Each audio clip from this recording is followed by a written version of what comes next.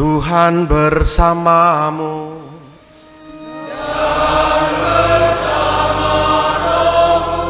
Inilah Injil suci menurut Lukas.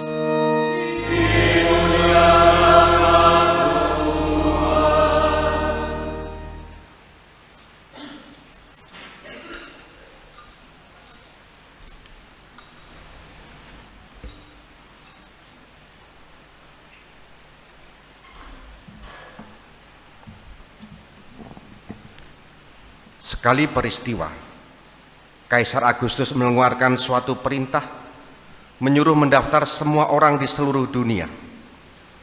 Inilah pendaftaran yang pertama kali diadakan sewaktu Quirinius menjadi wali negeri di Syria. Maka pergilah semua orang mendaftarkan diri masing-masing ke kota asalnya.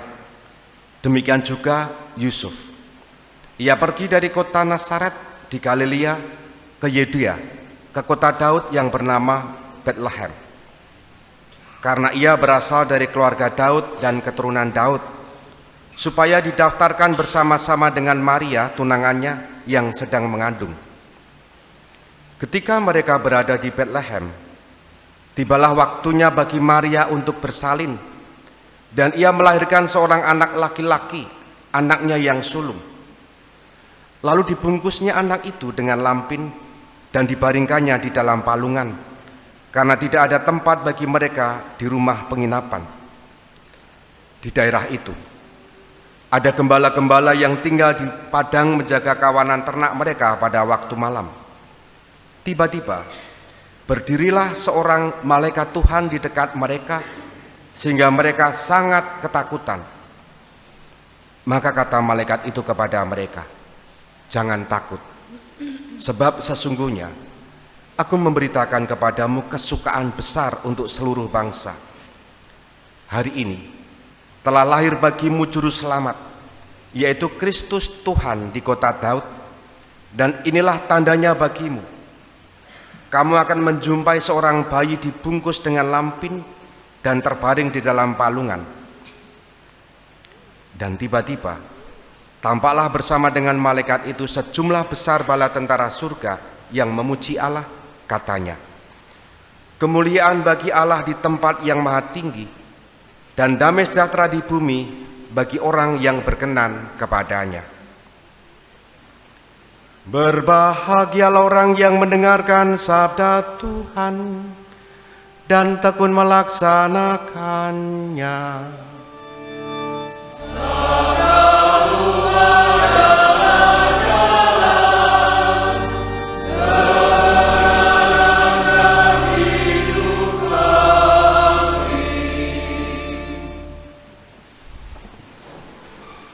Saudari-saudara terkasih, selamat malam berkah dalem. Setiap orang punya cara untuk merayakan Natal. Ada yang sudah merayakan Natal akhir November kemarin. Awake dhewe rung Natalan wis dijak pesta Natal, ada.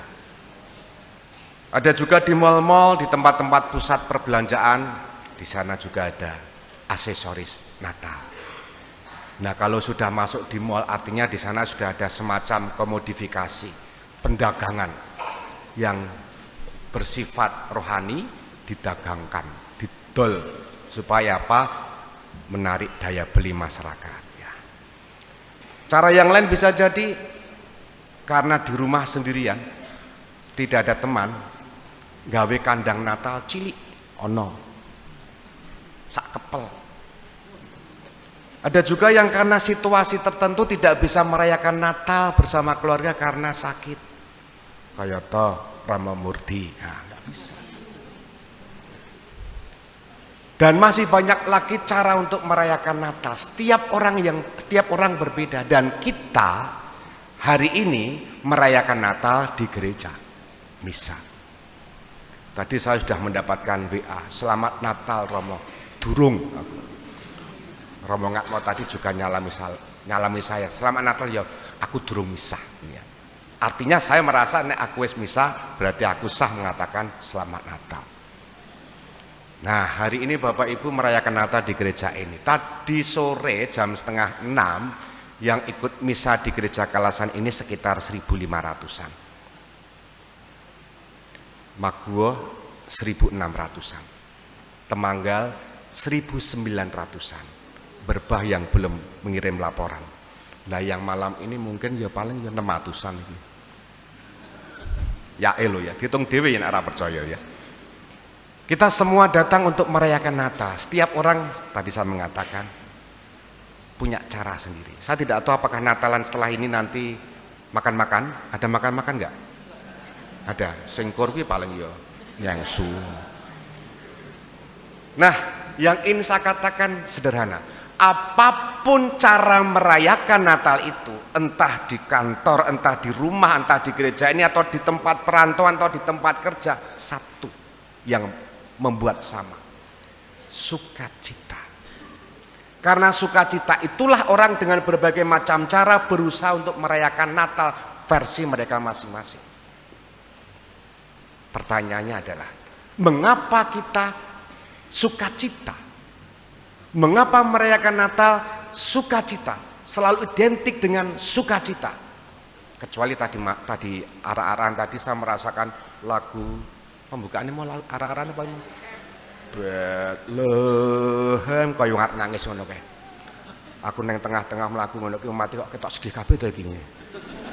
Iki Natalan apa misa requiem gitu. Nah, syukurlah bisa senyum itu artinya ada sukacita. Sukacita karena apa? Belajar dari kisah gembala. Para gembala ini orang yang istimewa, kelompok yang istimewa karena mereka yang mendapat berita bahwa Yesus lahir. Dan sukacita mereka itu tulus, tidak dibuat-buat. Dan sukacita ini menggema, tidak hanya untuk dirinya sendiri tapi dibagikan oleh banyak orang. Hanya kisahnya ada dalam bacaan besok pagi.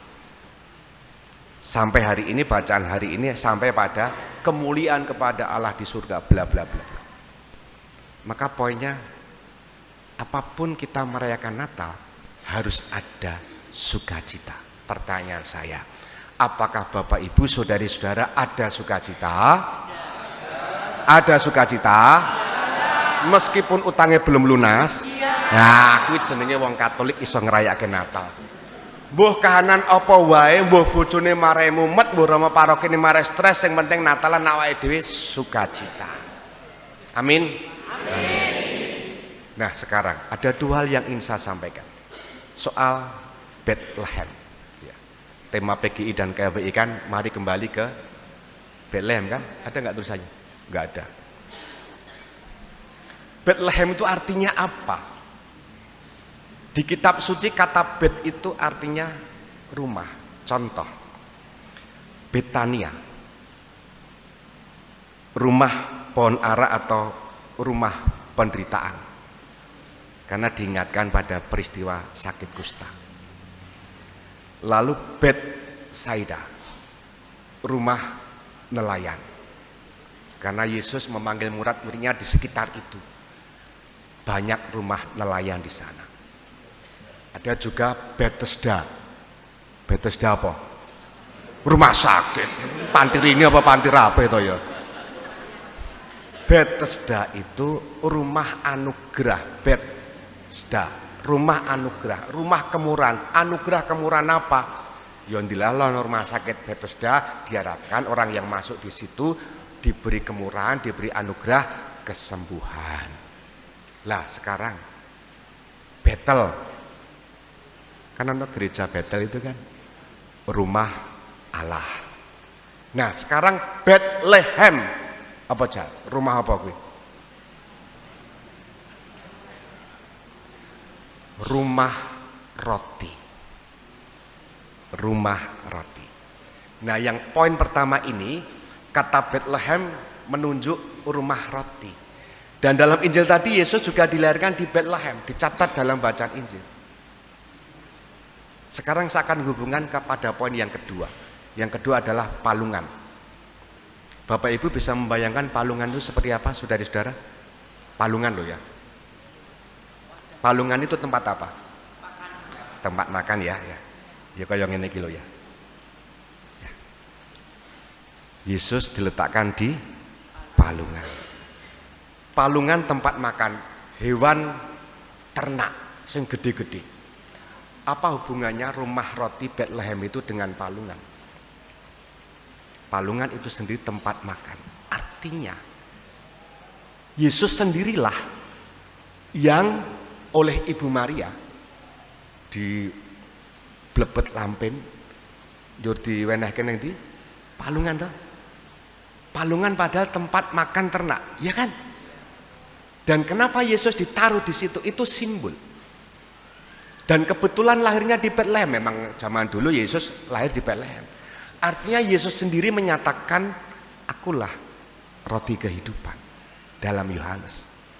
Maka saya suka palungan itu saya letakkan di depan altar, karena di situ kita akan melihat ekaristi, Yesus yang dipecah, Yesus yang dibagi untuk keselamatan siapa saja.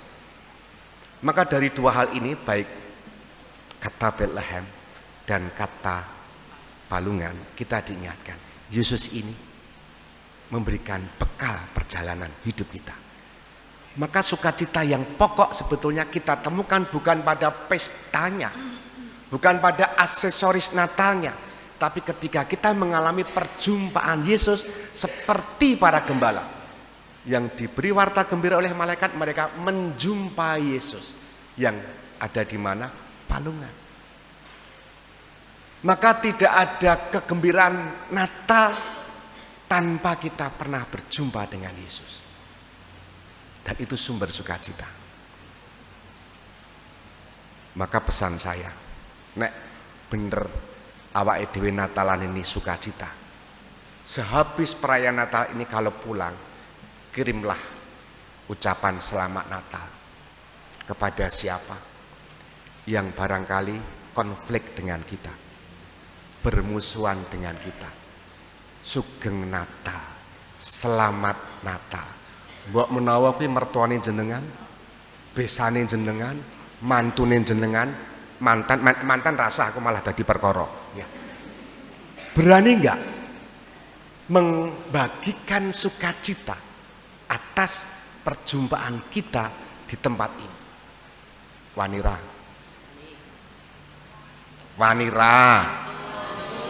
Meneng wae sok le ra duwe kok ya, iki apik-apik kabeh iki. Maka Bapak Ibu, kita mohon rahmat supaya sukacita Natal ini bisa kita bagikan. Bukan karena perayaan yang serba kelihatan seragam, tapi kita menjumpai Yesus yang di palungan, dekat altar. Dan dari sini kita juga menimba roti kehidupan yang nanti akan kita santap dari meja altar. Kita hening sejenak.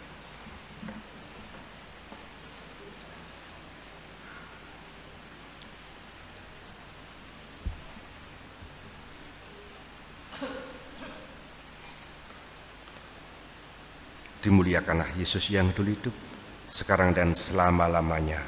Amin.